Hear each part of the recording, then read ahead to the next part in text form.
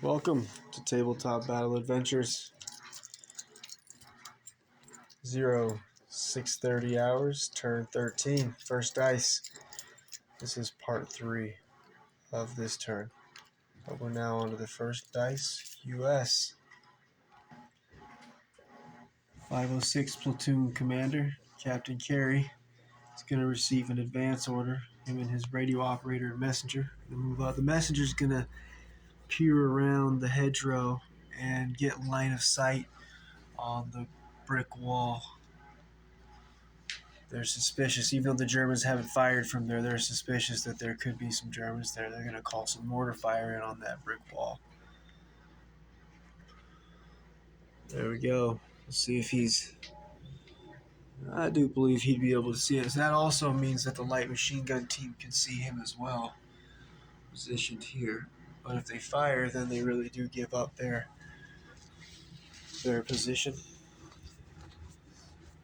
But, yeah, I think he would be in sight. But the other two would be hidden. So as the messenger peeks around the corner, in line of sight on the brick wall, Sergeant, this will be the 6th Fallschirmjäger, 1st Section Assistant Leader, which would be Sergeant Jarl here in the end. He's going to spring his ambush and order the 1st Section LMG team to open fire on the platoon commander's messenger, who's peeking his head around the corner, getting line of sight on their position. They're going to land. They're going to shoot mortars at us anyways. You might as well try and take them out. That's going to be 5 shots, and they'll be hitting on measure. After the measure, it's about 35.5 inches. So it's going to be hard cover because the platoon commander and radio operator are in hard cover behind the hedgerow. So it'll be 3s, long range 4s, hard cover 6s.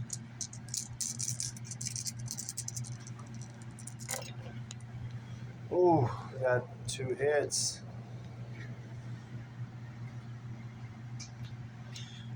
One pin marker. Let's see what these hits are going to turn into anything. Ooh. We got 1 killed. Ooh. Shot dead.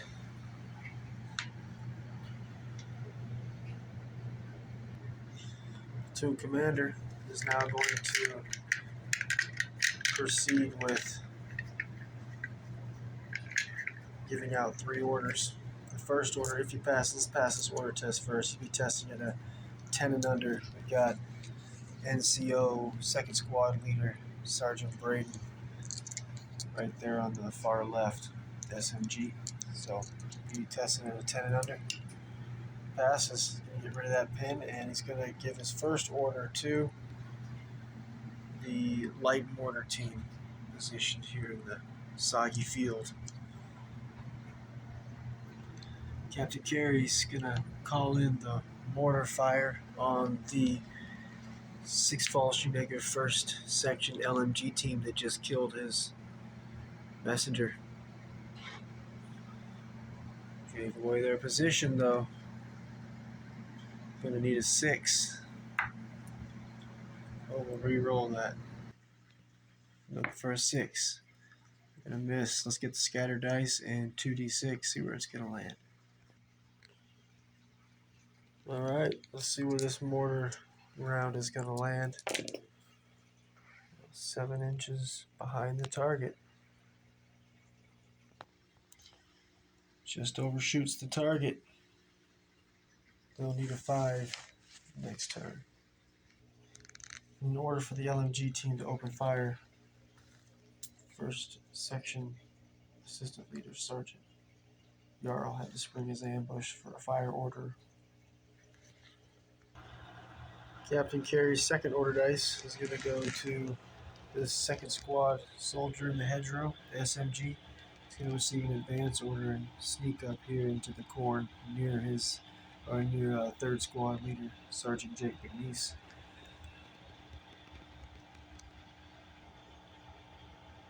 And his third order dice is going to go to these two soldiers from second squad with rifles.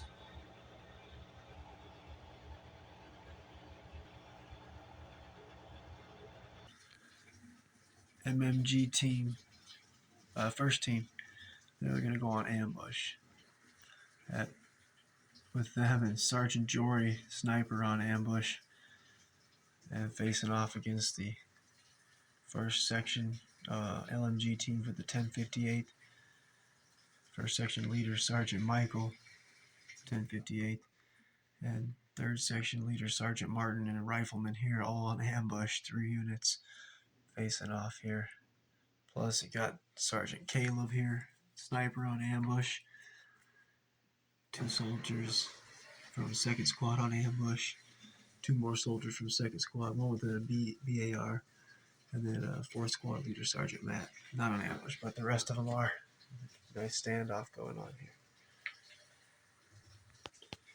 Second squad leader Sergeant Braden on the far right is going to go on ambush, so he'll be able to interrupt next turn in order to give the platoon commander an order dice, and then he'd be able to say call in this mortar strike on a 5 before the Germans could act and get out of harm's way. 6th Fallschirmjäger, 2nd section assistant leader Sergeant Hauser. He's going to receive a run order. He's going to run straight forward, take cover in this hedgerow behind the corner there.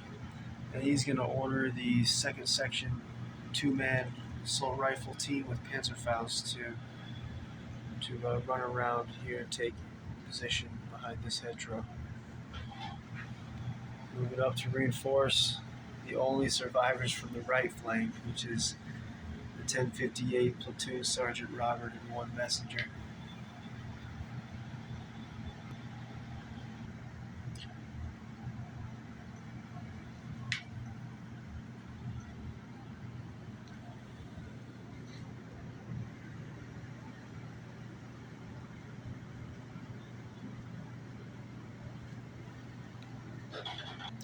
Sixth Fallschirmjäger medium mortar. They're going to fire at the last spot that they fired at, needing a 6. There's no enemy there. It is the spot just in front of Sergeant Travis's scout car's order dice. So directly in front of that. That's the spot, needing a 6.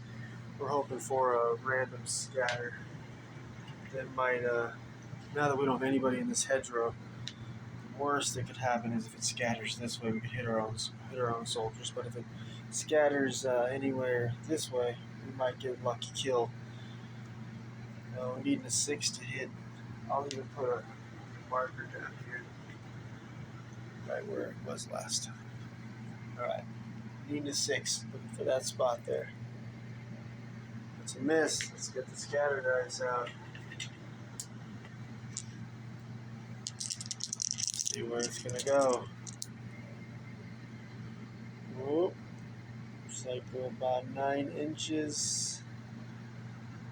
I think it's gonna just land in the field. Sometimes those shots can get lucky.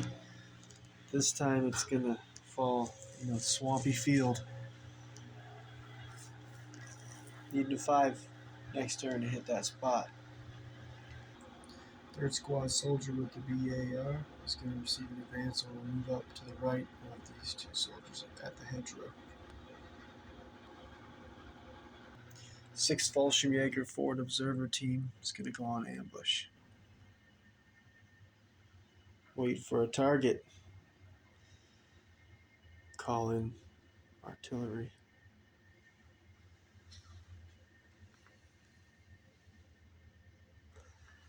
A side note, we have next turn 0700 hours. Turn 14. First Lieutenant Platoon Leader Corey called in an airstrike right here Sergeant Michael's position. Not on him directly since he's hidden, but he called it in on the center of the hedgerow, just to the left of, well, right as looking at the screen, of Sergeant Michael. So the Germans, I'm deciding if they should evacuate here. They're going to get, I mean, they got enemy here. We do have the Puma, and we have two LMG teams in the second floor, in the center window, and the left window. The right window's got a sniper. We got a radio operator with 1058 platoon leader, First Lieutenant Kreutner. So it's a strong position. So I think I can push them out of this hedgerow by attacking with Sergeant Gerald's half-track. Soldiers in this hedgerow, soldiers, as I mentioned, in this building, plus the Puma. I think we could easily run over these, 6 U.S. soldiers in this hedgerow. But with the airstrike coming in on this hedgerow, this next turn, 3 is pretty strong units on ambush. I'm thinking about it.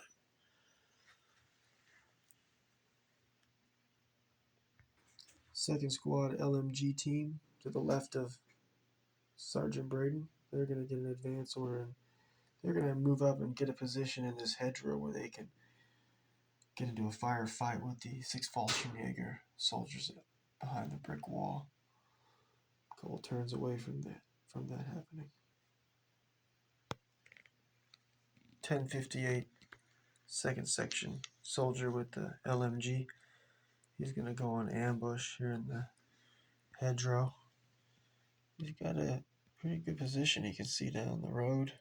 Also, he can support these 6 Fallschirmjäger soldiers behind the wall here by adding 5 more shots, even at a -1 without a loader. Sort of a picket. Also, these 2 soldiers here, the other 2 survivors from 1058 second section, 2 soldiers with assault rifles and Panzerfaust, they're going to go on ambush also. There we go. LMG on ambush. Sergeant Ronald's half-track. The light AT gun on ambush, plus the 2 soldiers with the assault rifles on ambush. We got First Lieutenant Eulander's Puma on ambush. U.S. forces moving forward, getting ready to make another push. Last time they tried, they lost 4 soldiers from 3rd Squad KIA here in the garden hedgerows. They gotta keep pushing. They need to get up and blow up one of these bridges leading into Carentan before the German armor comes rolling through Carentan.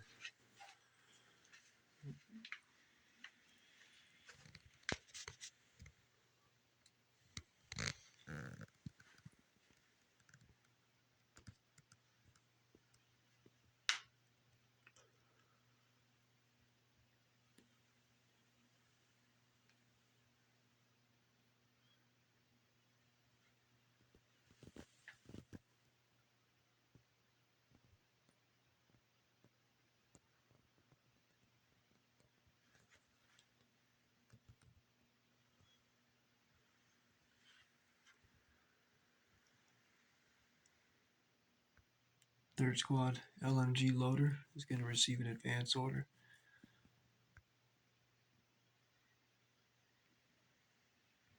Six Fallschirmjäger, first section soldier with assault rifle and a Panzerfaust. He's going to receive an advance order. He's not going to climb over those rolls because he'll be pretty terribly exposed. Might get shot at by one of these soldiers on ambush. So we'll go around the spools and take position next to the Sergeant Jarl. Pretty good position. 2 LMGs, 2 soldiers with assault rifles, Panzerfaust, supported here with the armor. Plus we've got 6 Fallschirmjäger platoon leader, First Lieutenant Reese, moving up too, but he's got no radio operator with him. So, however, we do have a radio operator in the 2 armored vehicles, which helps out. Second MMG team, well, only the gunner is alive. He's going to receive a run order. He's going to advance forward to this position here, and he's going to pick up that grenade of that dead soldier. I'll give him 4 grenades. Plus the MMG to carry the ammo. Strong man. But first he's got to pass this test. Looks like he's only got 1 pin. So he's got Sergeant Stevens standing next to him, so he's going to be testing at a 10 and under. He fails. Alright, he's going to go down. I mean, I guess it does make sense. But with 1 pin to pass, geez. First squad LMG team, they're going to receive an advance order. They're going to hop their fortification and move up. Instead of firing this turn with no targets, they're going to pick up those 2 grenades from those dead soldiers. And I'll give them 4 grenades. There we go.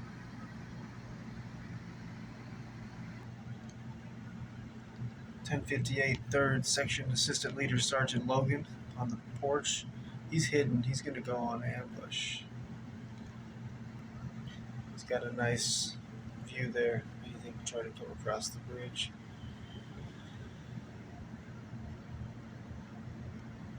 6th Fallschirmjäger medic. He's going to receive a run order. He's going to see if he can get into some cover. Medic's going to take off through this debris and end up over here. That way he can support the center, or he can head across the road and support this small group of fighters.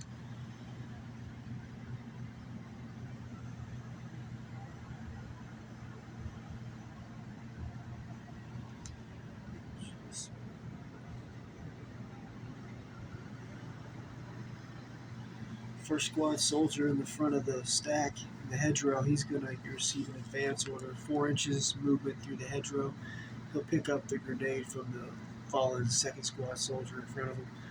He's going to end up in a position surrounded by the 3 dead soldiers. There we go. Next up, 2nd squad assistant leader, Sergeant Adam. He's going to receive an advance order. He's going to move 4 inches in the hedgerow, stack up again behind the 1st squad soldier. That 1st squad soldier, plus the 2 soldiers, the LMG team here from the 1st squad, and 1st squad assistant leader Sergeant Stephen, are the only 4 out of the original 12 1st squad soldiers are still alive. The rest of them mostly died here, fighting on this hedgerow. Here we go. Stacked up, ready to push forward. 6th Fallschirmjäger, 2nd section, 2-man assault rifles and Panzerfaust. They're going to go on ambush. They're the ones who control the river lock right now, which is open and allowing the river water to flood all of the green fields, which is why no running for anybody, no vehicles at all, only advancing for infantry. So they're just going to go on ambush, ready to shoot somebody, close the river lock. And then next up, 2nd section is going to send one of their LMG teams, the one here who doesn't have much line of sight. They're going to advance them forward. They're going to leave their position, maybe move up, maybe get in this attic where they have a way to support a little bit this way, and they can do a lot of cover fire this direction if necessary. Better than they have in that spot they're in now.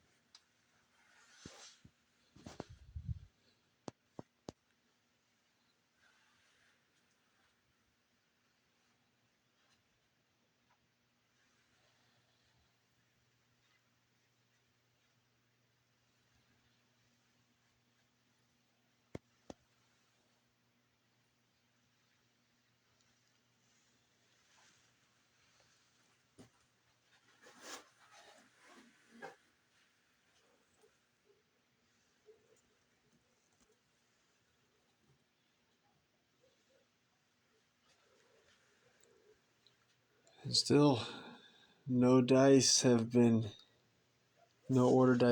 given out on Omaha Beach yet. Soon though.